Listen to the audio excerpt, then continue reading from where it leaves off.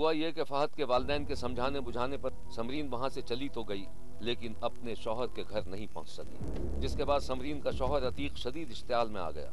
उसके ख्याल में फहद और उसके घर वालों ने समरीन को अगवा कर लिया था। अतीक ने फहद के घर वालों को संगीन नतायज की धमकियां दी, जिस पर फहद के भाइयों ने थाना गाजी पुलिस से रुजू करके मदद मांगी, मगर थाने वालों ने नामालूम वजूह की बिना पर उनकी दरखास्त पर गौर नहीं किया और इस तरह फहद का पूरा घराना अदम तहफ़्फ़ुज़ का शिकार हो गया। इस सारे वाक़े की अहम बात यह थी कि समरीन अपने घर नहीं पहुंच सकी थी और फहद भी कहीं गायब था, जिस पर समरीन के शौहर अतीक को शुबा था कि उसे फहद ने अगवा कर लिया है। फिर एक दिन अतीक अपने कई ताकतवर और बाअसर आदमियों को लेकर फहद के दरवाजे पर पहुंच गया। दरवाज़ा फहद के वालिद ने खोला तो अतीक बंदूक लिए खड़ा था और उसके मुंह से झाग निकल रहे थे। फहद के वालिद ने उसे प्यार से समझाने की कोशिश की कि समरीन उनके घर में नहीं है, मगर वो सख्त इश्तियाल के आलम में था।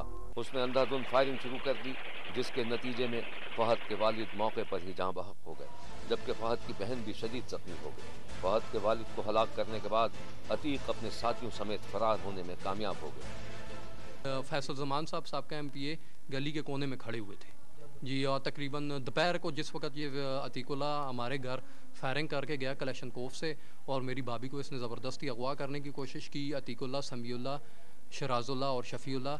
जिस रात ये अनदोहनाक वाक़या पेश आया, उससे एक रोज़ कबल मकतूल गुलाम कादिर के बेटों ने थाना गाजी पुलिस से जान का तहफ़्फ़ुज़ मांगा था, जो बकौल फहद के भाई उन्हें फराहम नहीं किया गया। FIR कटवाने पुलिस के पास गया। FIR कटवा के मैंने एडिशनल SHO से कहा कि हमें पुलिस प्रोटेक्शन चाहिए, हमें तहफ़्फ़ुज़ चाहिए पुलिस का, हमें ख़तरा है उनसे अपनी जान का ना। तो आगे से फ़खर मेरे साथ मजाक करता है, हंसता है और कहता है मतलब कि मैं अपने 4 सिपाही लगवाऊंगा ना आपके पास, ना आप नाश्ता भी उन्हें देना और खाना भी देना। तो मतलब उसने मजाक किया, उसने मेरी बात पे कोई ध्यान नहीं दिया। इस वाक़े के बाद दोनों तरफ से एक दूसरे के खिलाफ मुकदमात दर्ज कराए गए। फहद पर समरीन के अगवा और अतीक पर फहद के वालिद को कत्ल करने के खिलाफ मुकदमा दर्ज हुआ। ये बिल्कुल बेबुनियाद और झूठ पे मतलब कि इन्होंने वो एक बस वो क्योंकि इन्हें पता है इन्होंने करना था, ऐसा हमारे साथ फायरिंग करनी थी, इन्होंने उसको क्रॉस करने के लिए सिर्फ पर्चा करवाया। फहद के वालिद के कत्ल के वाक़े के बाद से समरीन और फहद दोनों लापता हैं। अलबत्ता फहद के घर वालों का कहना है कि समरीन ने बयान हल्फी दिया था कि वो फहद के साथ है, लेकिन ये दोनों कहाँ हैं इसके बारे में किसी को इल्म नहीं। पुलिस का कहना है कि समरीन बाद में अपने बयान से मुनहरिफ हो गई। अतीक की बीवी थी समरीन आरफ, उसको अगवा किया फहद वल्दे गुलाम कादर वगैरह ने। फिर उसकी पताबरारी के लिए वो अतीक उनके घर आया, दाखिल हुआ, उनकी मस्तूरात को उसने खींचा था, वो पर्चा हुआ। उसके बाद फिर ये लड़की वापस आ गई, वापस आई, इसने अदालत में अपना बयान कलमबंद कराया कि मुझे इन फहद वगैरह ने ज़बरदस्ती अगवा किया है। मोहब्बत और रकाबत की ये कहानी अभी तक पुरस्रार है, क्योंकि अगर समरीन फहद से मोहब्बत करती तो उसने अतीक के साथ शादी की हामी क्यों भरी थी, और जब अतीक से शादी हो चुकी तो वो उसे छोड़कर फहद के घर क्यों आता।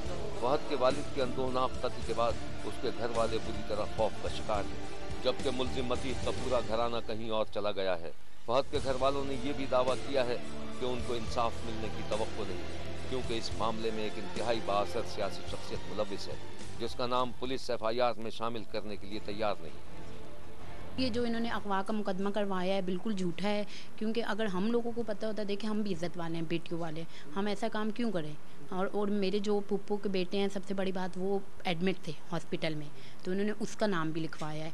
तो बाकी सारा अहले मोहल्ला गवाह है कि हम लोग घर में बैठे हुए थे, हमें किसी बात का पता ही नहीं है। फहद और समरीन कहाँ हैं, एक साथ हैं कि नहीं, लेकिन ऐसा लगता है कि पुलिस इस केस को किसी न किसी तरह दबाना चाहती है। शायद यही वजह है कि ये मामला आगे चलता दिखाई नहीं देता। फहद की वालदा अपने शौहर के कत्ल पर इंतहाई अफसरदा है और इंसाफ की तालीम है। चीफ जस्टिस और वज़ीर आज़म हमारी मदद करें। ये लोग बहुत पावरफुल हैं, बहुत पैसे वाले हैं, करोड़ों अरबों के मालिक हैं ये लोग, इनकी पहुंच है, हमारी तो पहुंच नहीं है। हमारी मदद और कौन करेगा अगर ये लोग भी नहीं करेंगे तो। ये ज़ाहिर है पुलिस, हमारे पास पैसे बिल्कुल नहीं है। ये बात अभी तहकीक तलब है कि बाअसर सियासी शख्सियत फहद के वालिद के कत्ल में मुलविस है भी कि नहीं। अलबत्ता ऐसा नज़र आता है कि मुल्जिम अतीक खुद काफ़ी बाअसर है।